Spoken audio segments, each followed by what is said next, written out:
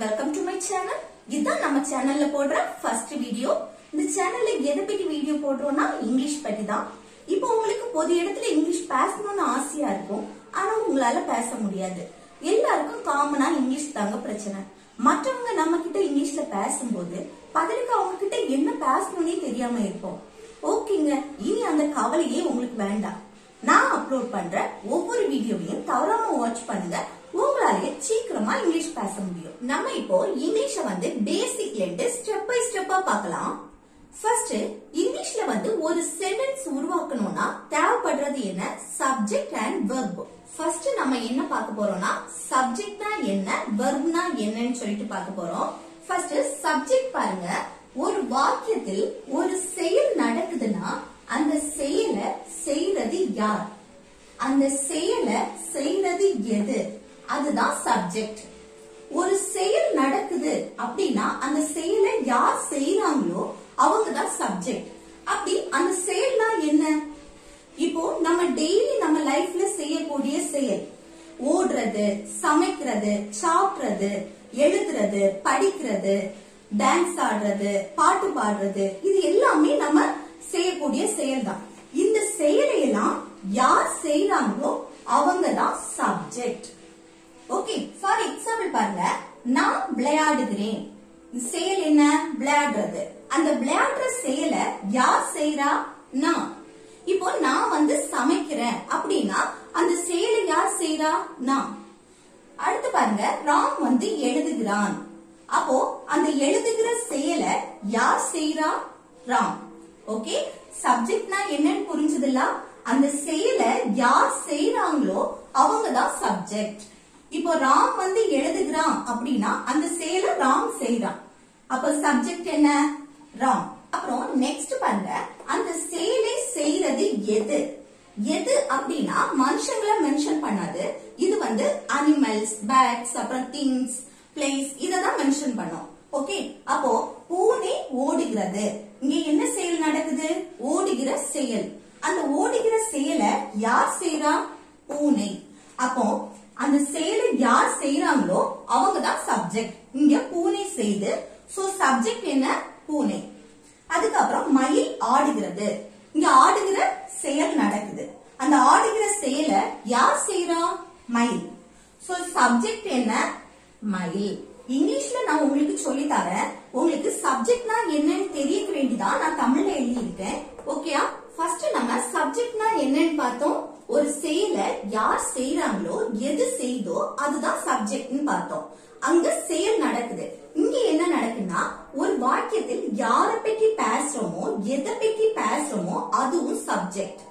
Okay, யார பற்றி பேசுறோம் அப்படின்னா இப்போ ராம் ஸ்டூடெண்டா இருக்கான், இல்ல ராம் டாக்டரா இருக்கான், டீச்சரா இருக்கான். அதுக்கப்புறம் என்ன? ராம் ரொம்ப ஹைட்டா இருக்கான், வெயிட்டா இருக்கான். இப்படி ஒருத்தங்களை பற்றி நம்ம பேசுவோம் இல்ல, அதுதான் சப்ஜெக்ட். ஓகே, இல்ல ராம் இல்ல யார பற்றி நீங்க பேசுறீங்களோ அதுதான் சப்ஜெக்ட். ஓகே, அதுக்கப்புறம் பாருங்க, எதை பற்றி பேசுறோம் அப்படின்னா இப்போ எதை பற்றினா அல்ல மனுஷங்களை மென்ஷன் பண்ணாது. இப்போ பாருங்க, மும்பை ஒரு பெரிய சிட்டி, இது பிளேஸ பற்றி பேசுறோம் தானே. அப்போ இதுல எதை பற்றி பேசுறோம்? மும்பை. அப்போ இதுல என்ன? மும்பை சப்ஜெக்ட். ஓகே, அடுத்து பாருங்க, மேசை நீல நிறத்தில் இருக்கிறது. இது என்ன? டேபிள பற்றி பேசுறோம். ஒரு பொருள், இந்த பொருள் நீல நிறத்தில் இருக்குதுன்னு சொல்லிட்டு பேசுறோம். இப்படி எதை பற்றி பேசுறோமோ அதுவும் சப்ஜெக்ட். ஒரு செயலை யார் செய்யறாங்களோ அதுவும் சப்ஜெக்ட். யார பற்றி பேசுறோமோ, எதை பற்றி பேசுறோமோ அதுவும் சப்ஜெக்ட். இப்போ உங்களுக்கு சப்ஜெக்ட்னா என்னன்னு கிளியரா தெரிஞ்சிருக்கும். இனி நம்ம சப்ஜெக்ட்னா என்னெல்லாம் வரும் அப்படின்னு ப்ராப்பரா பார்க்கலாம். இப்போ உங்களுக்கு சப்ஜெக்ட்னா என்னன்னு புரிஞ்சிருச்சு. இப்ப பாருங்க, இதெல்லாம் தான் subject. Okay, I, we, you, they, he, she, it, names, இதெல்லாம் தான் நம்ம சப்ஜெக்ட்னு சொல்லுவோம். ஐனா நான், வீனா நாங்கள், யூ நீ நீங்கள், தே அவர்கள் இல்ல அவைகள், ஹீனா அவன், ஷீனா அவள், இட்னா அது, நேம்ஸ்னா நம்மளோட பேரு. ஓகே, இனி இது ஒவ்வொன்றுக்கும் ஒவ்வொரு சப்ஜெக்ட்டுக்கும் தனித்தனி எக்ஸாம்பிள்ஸ் பார்க்கலாம். சப்ஜெக்ட்ல ஃபர்ஸ்ட் ஐய பத்தி பார்க்கலாம். ஐ அப்படின்னா தன்னை பற்றி பேசும்போது தான் ஐ யூஸ் பண்ணணும்.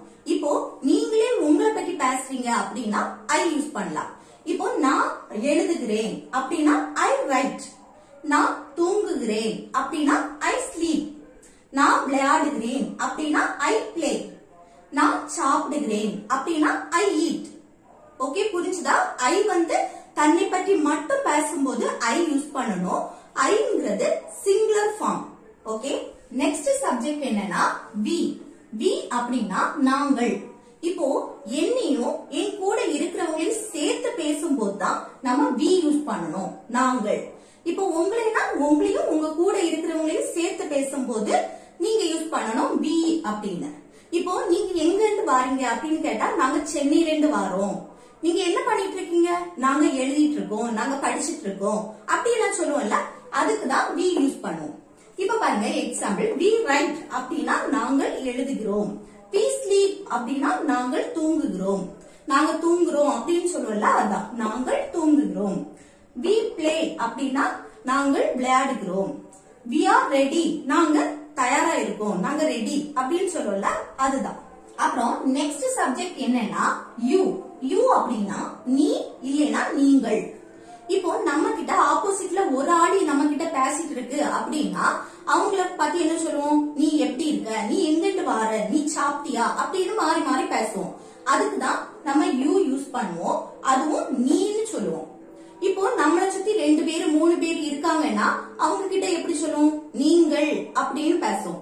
நம்ம ஆப்போசிட்ல 2 3 பேர் இருக்காங்கன்னா அவங்கள பார்த்து பேசும்போது நீங்கள். இல்ல ஒரு ஆள் இருந்தாங்கன்னா அவங்கள பார்த்து நம்ம பேசும்போது நீன்னு யூஸ் பண்ணுவோம். இப்ப பாருங்க, you are my best friend அப்படின்னா நீ என்னுடைய பெஸ்ட் ஃப்ரெண்ட். யூ ஆர் டால், நீ உயரமாக இருக்கிறார்.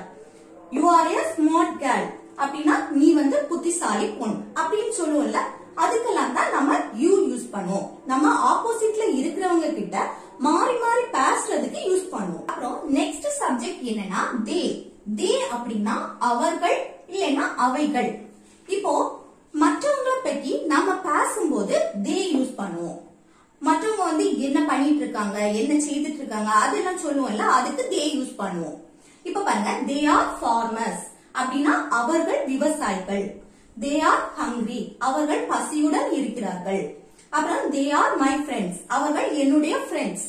இப்படி மற்றவங்களை பற்றி பேசும்போது நம்ம தே யூஸ் பண்ணுவோம். இந்த தே அப்படின்னா 2 பேர், கனி அப்புறம் ஜெயா.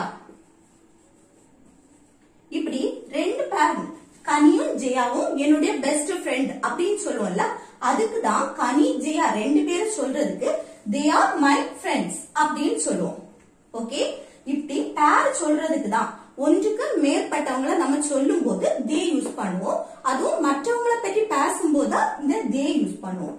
ஓகே, அதுக்கப்புறம் என்னன்னா அவைகள் அப்படின்னா இது மனுஷங்களை மட்டும் பேசுறது கிடையாது. இது அனிமல்ஸ், பேட்ஸ், அப்புறம் திங்ஸ், பிளேஸ், இது எல்லாம் பேசுறதுக்கு தான் நம்ம they யூஸ் பண்ணுவோம். அதுவும் ஒன்றுக்கு மேற்பட்டதை சொல்லும் போது they யூஸ் பண்ணுவோம். இது ப்ளூரல் ஃபார்ம். ஓகே, அப்புறம் நெக்ஸ்ட் சப்ஜெக்ட் என்னன்னா he. he அப்படின்னா அவன். இப்போ ஒரு ஆணை பற்றி பேசும்போது தான் நம்ம என்ன யூஸ் பண்ணுவோம்? he, அவன். அவன் விளையாடுகிறான், அவன் சாப்பிடுகிறான். இப்போ நம்ம பேர் சொல்லி ராம் வந்து விளையாடிட்டு இருக்கான், ராம் சாப்பிட்டு இருக்கான், ராம் படிக்கிறான், இப்படி எல்லாம் சொல்லுவோம்ல. ராம்னு பேர் யூஸ் பண்றதுக்கு பதில் தான் நம்ம என்ன யூஸ் பண்ணுவோம்? he, அவன் விளையாடுகிறான். அதுக்குதான் he comes, அவன் வருகிறான். he writes, அவன் எழுதுகிறான். he is a doctor, அவர் டாக்டர். இப்போ வயசுல மூத்தவங்கன்னா அவர்னு யூஸ் பண்ணலாம். ஓகே, இல்லைன்னா வயசுல சின்னவங்கன்னா அவன் அப்படின்னு சொல்லலாம். இப்ப அவர்னு சொன்னாலும் அவன் சொன்னாலும் he தான் யூஸ் பண்ணுவோம். ஓகே, அப்புறம் நெக்ஸ்ட் சப்ஜெக்ட் என்னன்னா she. she அப்படின்னா அவள்.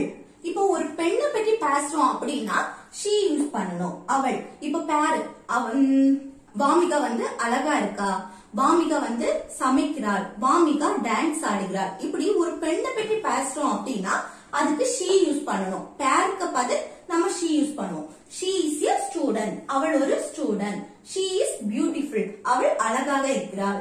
அப்புறம் என்ன? she comes, அவள் வருகிறாள். இப்படி நம்ம அவள் பேருக்கு பதில் ஒரு பெண்ணை பற்றி பேசும்போது தான் நம்ம she யூஸ் பண்ணுவோம். அப்புறம் நெக்ஸ்ட் சப்ஜெக்ட் பாருங்க, it. it அப்படின்னா அது. அதுனா இது வந்து மனுஷங்களை மென்ஷன் பண்ணாது. இது வந்து அனிமல், பேட், அப்புறம் திங், அப்புறம் பிளேஸ் இதெல்லாம் தான் மென்ஷன் பண்ணும்.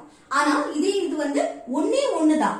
அது அப்படின்னா ஒரே ஒரு பொருள், ஒரே ஒரு பிளேஸ், ஒரே ஒரு திங், இப்படி ஒண்ணு மென்ஷன் பண்றதா என்ன இட். நிறைய பிளேஸ் பத்தி பேசுறோம், நிறைய அனிமல்ஸ் பத்தி பேசுறோம் அப்படின்னா அவைகள் தே யூஸ் பண்ணுவோம். ஓகே, இப்போ ஒன்னே ஒண்ணு பேசுறோம்னா அது. அந்த example, it is my pen, அது என்னுடைய பேனா. It is a beautiful place, அது ரொம்ப அழகான பிளேஸ். அப்புறம் இட் இஸ் எ டாக், அது ஒரு dog. It is a book, அது ஒரு புக். ஓகே, இது வந்து ஒன்னே ஒண்ணுதான் மென்ஷன் பண்ணோம். அப்புறம் நெக்ஸ்ட் சப்ஜெக்ட் பாருங்க, நேம்ஸ். நேம்ஸ் அப்படின்னா நம்மளோட நேம சொல்றது. ஓகே, வெண்ணிலா சிங்ஸ், வெண்ணிலா பாடுகிறாள். டோரா இஸ் டான்சிங், டோரா வந்து டான்ஸ் ஆடிக்கொண்டே இருக்கிறாள். ஓகே, ஐஎன்ஜி வந்தா ஆடிக்கொண்டே இருக்கிறாள். My mother is a teacher, my mother, my father, my brother இப்படி யூஸ் பண்ணும்போதும் அது என்னது சப்ஜெக்ட் தான்.